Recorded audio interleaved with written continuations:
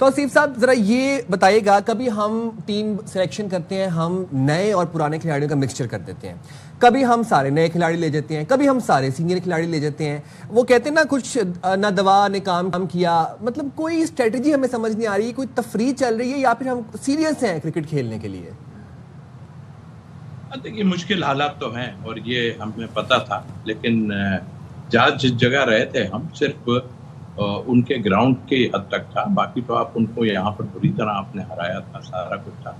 और अगर वर्ल्ड उसमें देखें तो इनकी रैंकिंग भी बहुत अच्छी तो है ही नहीं। और फिर बांग्लादेश का जहाँ नाम आता है और पाकिस्तान को, ठीक है, ट्राई करें, आप नए लड़के ट्राई करें, अपनी जगह है। बट ये कहानी बहुत लंबी है, इसलिए कि देखिए, जो कुछ आपको नजर आ रहा है वो आप कर रहे हैं।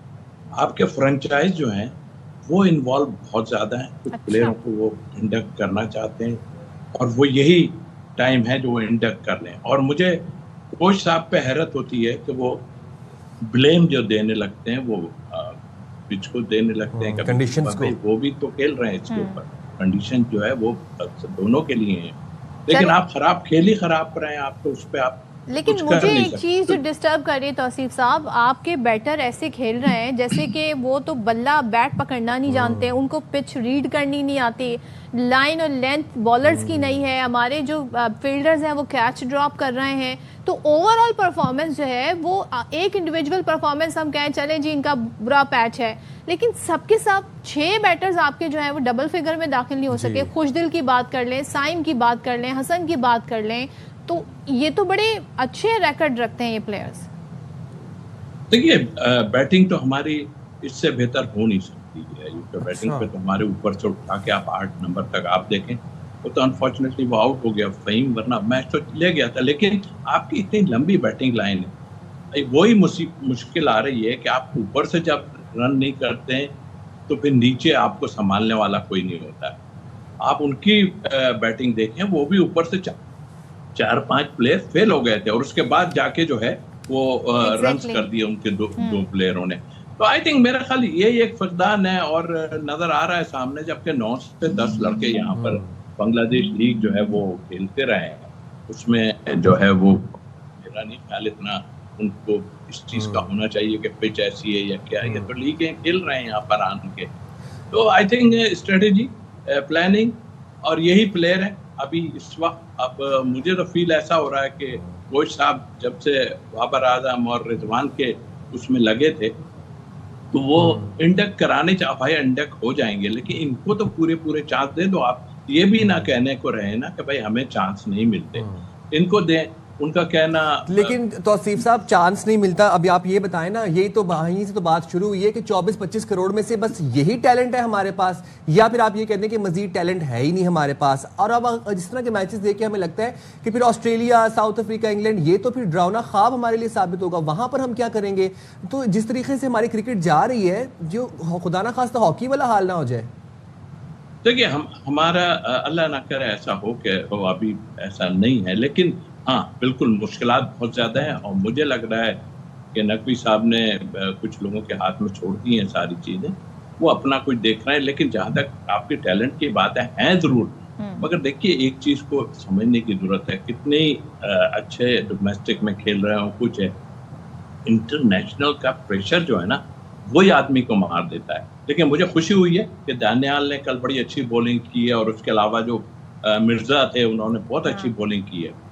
अब 2-3-4 प्लेयर आपको, अगर ये तो आप प्रिपरेशन कर रहे हैं ना, 2-3-4 प्लेयर आपको मिलते हैं, अगर मिलते हैं इसमें बॉलर हो या, तो आप उनको पाइपलाइन में रखें। लेकिन पाइप जो होता है उसके दोनों सिरे जो है वो खुले हुए होते हैं, तो एक साइड बंद कर दिए क्योंकि ये इधर डालते हैं और उधर से निकल जाते हैं ये। तो मेरा ख्याल है आपके पास एक ही चांस है और वो ये है कि आप कुछ लड़कों को अपने साथ रखें, यंगस्टर को, और खिलाएं। साहबजादा फरहान को भी खिला दिए, चांस पूरा दें इनको। लेकिन वैसे चांस आपने तौसीफ साहब एक थोड़ा सा, क्या हम जस्टिफाइड हैं कि 2 मैचेस की बुनियाद पे हम इनको जज करें? हमारे जो सीनियर्स हैं कितनी दफ़ा नाकाम हुए, कितनी दफ़ा उन पर तनकीद हुई, उसके बाद ये बड़ा एक बोल्ड डिसीजन हमने लिया था कि अब हम उन सीनियर्स के बगैर खेलेंगे। लेकिन क्या ये तनकीद जस्टिफाइड है? अब लोग ये कहना शुरू हो गए, देखा बाबर टीम में नहीं है, देखा रिजवान टीम में नहीं है, तो ये परफॉर्मेंस है। तो तो या हमें थोड़ा इसमें थोड़ा पेशेंस भी रखना चाहिए?